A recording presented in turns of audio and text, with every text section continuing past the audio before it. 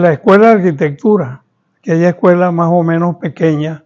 Nosotros somos de la 6ª promoción. Tuvo con nosotros como estudiantes una especie de cambio. Digamos, como tú venías una estructura con muy poca población y de pronto mi curso en el año 50 fue numeroso, pero con una particularidad que la cantidad de muchachas inscritas en arquitectura. Es por primera vez que una población se inscribe, digamos, numéricamente entre 40 y 60 alumnos, que era materialmente una invasión, ¿no? Y la cantidad de muchachas inscritas en ese curso. De primer año a segundo, cerraron la universidad.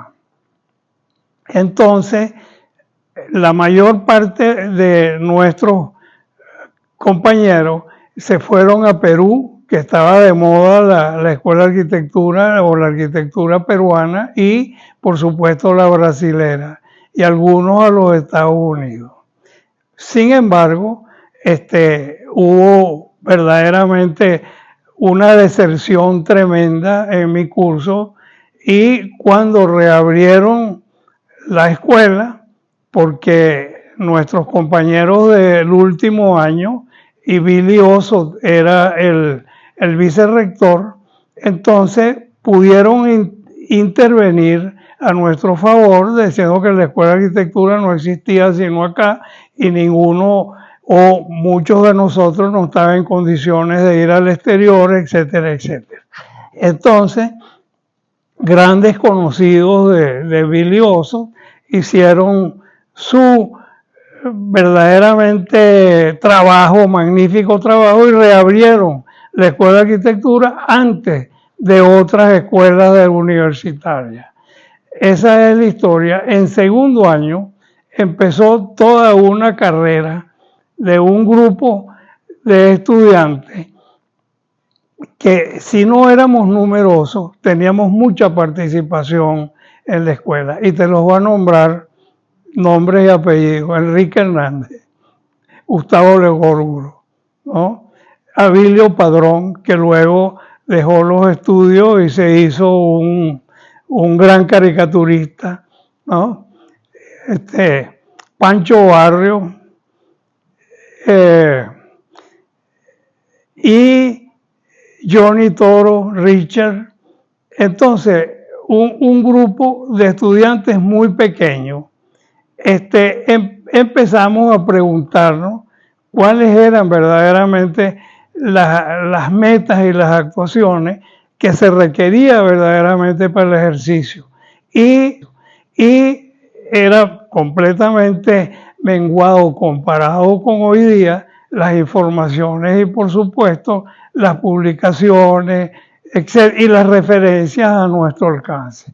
Sin embargo, algunos de los profesores y naturalmente nosotros, y con la influencia, que es increíble, desde nuestros movimientos muy particulares de un grupo muy pequeño a partir de segundo y principalmente en tercer año, estaba acompañado con Fruto Viva, alumno de cuarto año. Fíjate bien, alumno de cuarto año, y de Goldberg Mariano, alumno de segundo. Sin embargo, cuando entramos a tercer año, ya el asunto se convirtió en una propuesta y en una orientación del tema académico e intelectual. Es decir, empezamos a preguntarnos cuál es la formación, cuáles son los medios, cuáles son los métodos. Por ejemplo, hay algo que dejó por escrito Gustavo Legórburo, que los profesores nos ayudan y nosotros los ayudamos a ellos. O sea, indudablemente que nuestra propuesta, nuestras condiciones como estudiantes, inclusive de los años superiores, y aquellos profesores que fueron entre muy jóvenes, algunos, y otros los grandes fundadores de la escuela, ellos nos enseñaban, pero también aprendían con nosotros. Entonces, Gustavo además dejó por escrito: ¿cómo sabes tú lo bueno y lo malo? ¿Quién te lo dice? Entonces, hubo una cantidad de preocupaciones y preguntas que tratamos de resolver de la siguiente manera: es buscar las soluciones en sitio, para lo cual hicimos, y que está registrado en la historia de la arquitectura de Pozzani y Gasparini, Caracas a través de su arquitectura, está ahí registrado este movimiento estudiantil que sale por la costa de Falcón, ¿no? Y llega desde aquí, desde Caracas, transportado en carros de compañeros, etcétera, etcétera, un grupo bastante grande, capitaneado indudablemente por Enrique Hernández, Gustavo Legoruro y otros. Y naturalmente Fruto Viva como alumno del cuarto año. En Puerto Cumareo hicimos en todo el proceso un levantamiento de los distintos sitios públicos, algunos privados y algunas viviendas, y los convertimos posteriormente en una presentación. Entonces, todo eso lo recogíamos en sitio. Por cierto, que en una de las reuniones que yo he tenido con colegas arquitectos, les contaba recientemente en un homenaje lo siguiente: les digo, todo esto por unos muchachos maravillosos, pero en algún momento que estábamos recogiendo el espacio de una plaza, y que muy anexa a la plaza siempre habían unas canchas de bolas criollas, se nos acercaron unos señores y me dijeron: ¿ustedes quiénes son? Entonces le dijimos: unos estudiantes de arquitectura que estamos haciendo unas propuestas para posibles desarrollos de viviendas, servicios, etcétera. Los señores nos dijeron: bueno, todo eso está muy bien, pero lo que nosotros queremos decir, lo que nosotros necesitamos es trabajo. Entonces, esa fue yo no digo un golpe, pero fue una de las alertas fundamentales y que ha quedado rotundamente vinculado al proceso de la enseñanza y del aprendizaje de nuestra profesión y de otras. Es decir, por supuesto, el trabajo genera la vivienda, el trabajo genera ingresos que te permiten mandar tus hijos a la escuela y toda una evolución. Inesperadamente, los resultados de esta acción y viaje es increíble.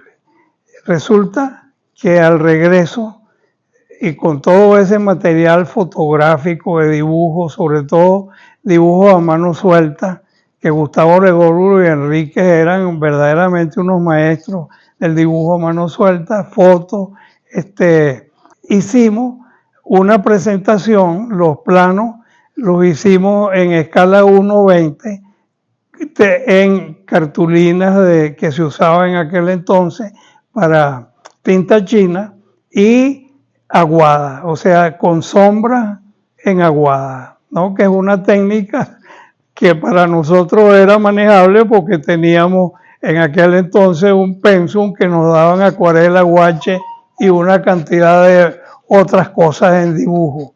Entonces hicimos una exposición en dos aulas, porque era bastante el material, y sobre todo el material de dibujo a mano suelta, y entonces fue un éxito la exposición. El evento que fue el tope, ¿no?, de todo este movimiento.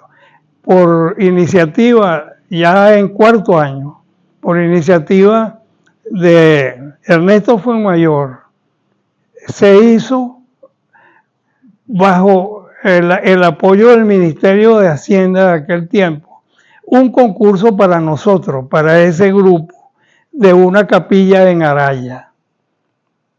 Entonces, se suponía que había también un esquema de desarrollo de toda la parte industrial y vamos a decir habitacional de lo que podía ser la industria de Araya, ¿no?, de la salina.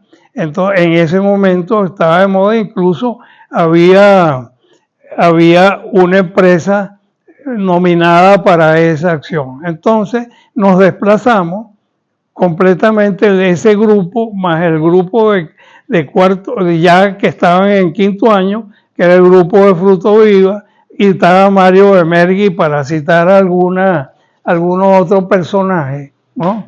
José JJ Álvarez también, ¿no? Entonces eran todas unas figuras estudiantiles que habían hecho un trabajo. Entonces nos desplazamos y hay fotografías de eso, viaje a Araya. En Araya hicimos todo el estudio y sobre todo los materiales. Había una piedra conocida que se llama piedra de Araya, que es utilizable inclusive en escultura por su estructura de forma, ¿no? Entonces hubo el concurso.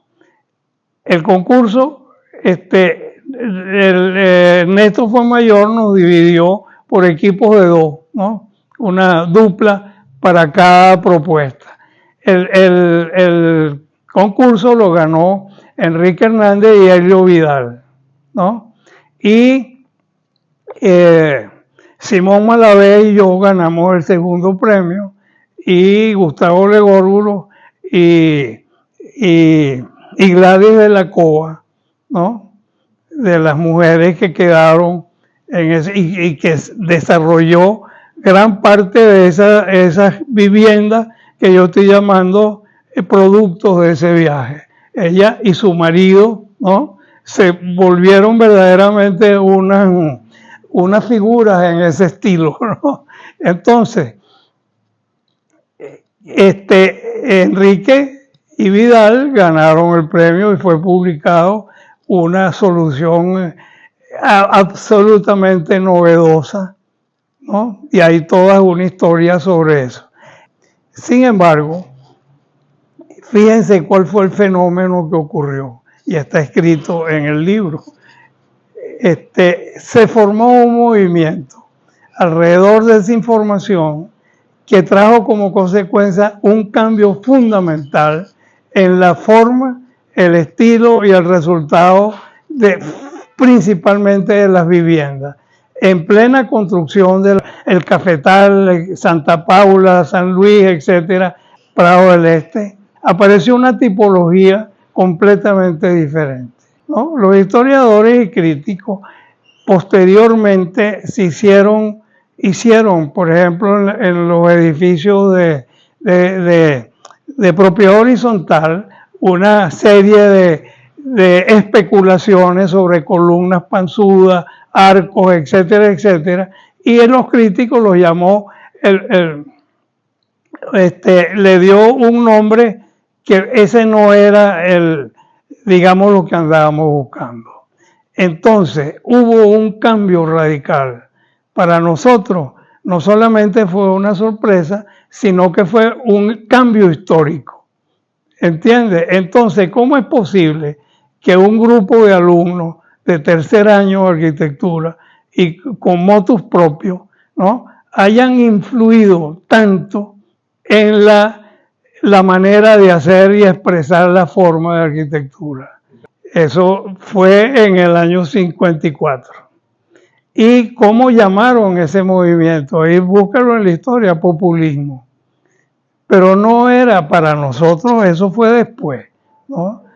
Entonces hubo grandes ejemplos de la arquitectura y que están allí y que Posani y Graciano pues le dedican una parte. Sin embargo, yo he hecho la siguiente crítica, y no así Enrique Hernández, que es la siguiente: no le dieron verdaderamente el valor de un movimiento estudiantil. ¿Por qué? Los movimientos estudiantiles siempre se capacitaban o se expresaban en un tono, si tú quieres, de agresión, de toma, de discusiones, de renovaciones, que eso en realidad no. El movimiento estudiantil es eminentemente de una forma académica y completamente intelectual. Todo el otro movimiento es por captar y quedarse y para siempre, pero con un aspecto que no es el académico, lo intelectual, que es el burocrático.